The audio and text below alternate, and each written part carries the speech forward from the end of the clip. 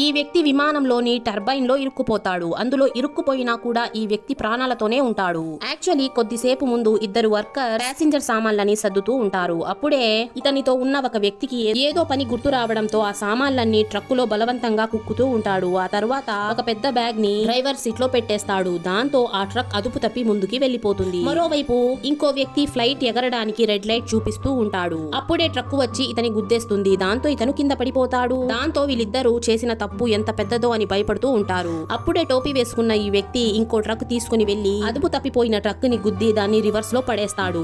దాంతో ఇతను దిగి ఆనందిస్తూ ఉంటాడు. అప్పుడే ఉన్నట్టుండి ఫ్లైట్ స్టార్ట్ అవ్వడంతో టర్బైన్ ఇతన్ని లోపలికి లాగేసుకుంటుంది. అప్పుడే అక్కడికి ఫైర్ ఫైటర్స్ వచ్చేస్తారు. కెప్టెన్ అతన్ని చూసి అతను చనిపోయాడు అని అనుకుంటాడు. కానీ ఇతని కాలు కదలడంతో ఇతను బ్రతికే ఉన్నాడు అని అర్థం చేసుకున్న కెప్టెన్ వెంటనే ఫైర్ ఫైటర్స్ ని అతన్ని కాపాడమని చెప్తాడు. దాంతో వీళ్ళు ఎంతో జాగ్రత్తగా ఆ టర్బైన్ లోని ఒక్కొక్క వస్తువుని బయటకి తీసి అతన్ని సేఫ్ గా బయటికి తీసేస్తారు. అతనికి అంతగా పెద్ద దెబ్బలు తగిలి ఉండవు. పైనే కొన్ని దెబ్బలు తగిలి ఉంటాయి. యాక్చువల్లీ ఈ టర్బైన్ లో ఒక ఇనుప రాడ్ పడిపోయి ఉండడంతో ఈ వ్యక్తికి ఏమీ అయ్యి ఉండదు. ఈ వ్యక్తి ప్రాణాలని కాపాడిన ఫైర్ ఫైటర్స్ కోసం కామెంట్ సెక్షన్ లో రెడ్ హార్ట్ కామెంట్ చేయండి. ఇలాంటి వీడియోస్ కోసం లైక్ చేసి ఛానల్ ని సబ్స్క్రైబ్ చేసుకోండి.